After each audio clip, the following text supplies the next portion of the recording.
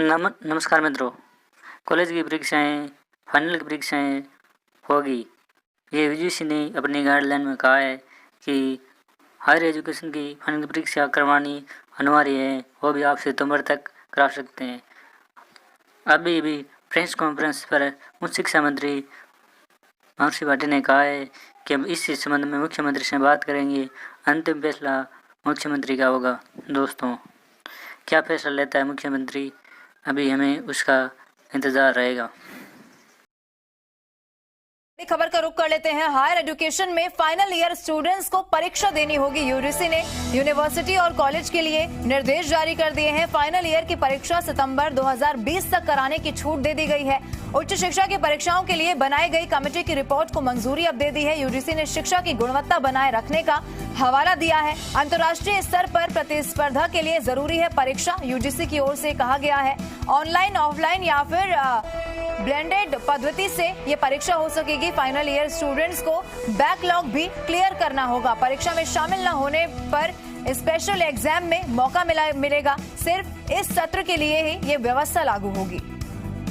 और ज्यादा जानकारी के साथ जी मीडिया संवाददाता ललित वर्मा हमारे साथ फोन लाइन पर जुड़ चुके हैं। ललित, क्या कुछ अपडेट इस पूरे मामले को लेकर? जी बिल्कुल लवीना, आपको बता दें कि जो 3 दिन पहले राज्य सरकार ने घोषणा की थी कि सभी विद्यार्थियों को प्रमोट किया जाएगा, उस आदेश के बाद अब कल यूजीसी की ओर से नई गाइडलाइन जारी कर दी है। उनकी ओर से अगर केंद्र सरकार की बात की जाए तो यूजीसी के जो हायर एजुकेशन के सचिव हैं उनको पत्र लिखकर परीक्षाएं आयोजित करवाने की बात कही थी। उसके बाद यूजीसी ने गाइडलाइन जारी की है कि जो फाइनल ईयर की परीक्षाएं हैं वो सितंबर तक आयोजित करवाए जाएं। इसके साथ ही दिशा निर्देश भी दिए हैं जिसमें उन्होंने कहा है कि एक उच्च शिक्षा की परीक्षाओं को लेकर एक कमेटी बनाई गई थी और उसी कमेटी के आधार पर ये पूरी जो प्रक्रिया है परीक्षा की वो आयोजित करवाई जाएगी। इसके साथ ही जो यूजीसी ने कहा है कि जो परीक्षाएं हैं वह अंतर्राष्ट्रीय स्तर पर प्रतिस्पर्धा के लिए बहुत जरूरी है। इसके साथ ही परीक्षाओं से स्टूडेंट का आत्मविश्वास बढ़ता है।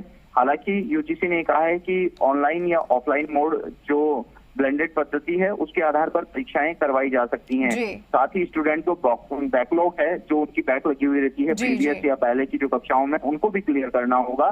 और यदि कोई परीक्षार्थी कंटेनमेंट जोन की वजह से परीक्षा में शामिल नहीं हो पाता है तो ऐसे परीक्षार्थियों के लिए अलग से स्पेशल एग्जाम करवाने का एक मौका दिया जाना चाहिए।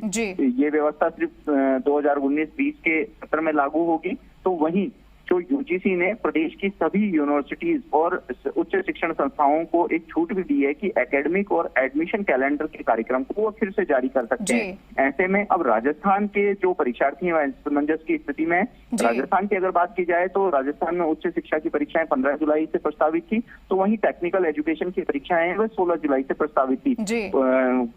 मुख्यमंत्री अशोक गहलोत के आदेश के बाद जो परीक्षाएं हैं वह निरस्त कर दी गई थी। तो उच्च शिक्षा ने भी अपने आदेश जारी कर दिए थे कि जो परीक्षाएं वह प्रमोट किया जाएगा। तो वहीं दूसरी ओर टेक्निकल एजुकेशन ने भी आदेश जारी कर दिए थे। हालांकि मुख्यमंत्री अशोक गहलोत और उच्च शिक्षा मंत्री भंवर सिंह भाटी का यही कहना था कि जो परीक्षाओं में विद्यार्थी हैं उच्च शिक्षा के, उनको प्रमोट करने के लिए यूजीसी की जो गाइडलाइन आएगी उसको फॉलो किया जाएगा। अब यूजीसी ने अपनी गाइडलाइन जारी कर दी है, तो लवीना आप देखना होगा कि राज्य सरकार और उच्च शिक्षा विभाग राजस्थान का इस पूरे आदेश पर क्या फैसला लेता है। ललित, लेकिन अगर स्टूडेंट के लिहाज से सोचा जाए तो लगातार हमने पहले भी ऐसी तस्वीरें देखी कि स्टूडेंट अलग अलग तरीके से मांग कर रहे थे और बहुत सारी जगह ऐसी भी थी जहां पर विरोध भी देखने को मिला। प्रमोट करने की लगातार मांग की जा रही थी, लेकिन इस फैसले के बाद अब कहीं ना कहीं स्टूडेंट्स में तो नाराजगी फिलहाल होगी।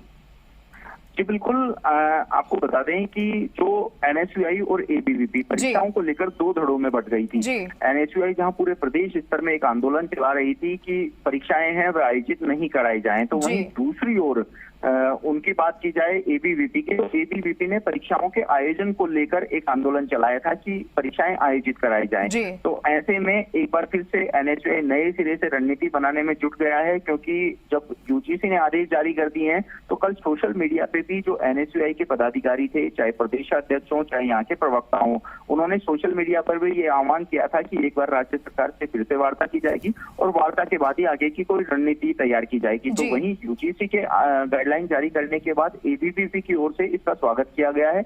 एबीवीपी के पदाधिकारियों का ये कहना है कि परीक्षाएं होना काफी आवश्यक है, क्योंकि जो अभ्यर्थी हैं वह अंतिम वर्ष की परीक्षाओं की काफी बेहतर तैयारी करते हैं। तो ऐसे में प्रीवियस और प्रथम और द्वितीय वर्ष के जो अंक हैं उसके आधार पर प्रमोट करना ठीक नहीं है। तो लवीना, अब पूरा जो मामला है, यूजीसी ने अपनी गाइडलाइन जारी कर दी है, दिशा निर्देश दे दिए हैं, केंद्र सरकार ने भी परीक्षाओं को लेकर अपना अंतिम फैसला दे दिया है। तो अब कई राज्यों में, तकरीबन आधा दर्जन ऐसे राज्य हैं जहां पर जो विद्यार्थियों को प्रमोट करने का फैसला लिया गया है। तो अब इन सभी राज्यों में एक बार फिर से नए सिरे से कवायद शुरू की जाएगी। जी बिल्कुल ललित, बहुत बहुत शुक्रिया ललित फिलहाल तमाम जानकारी देने के लिए।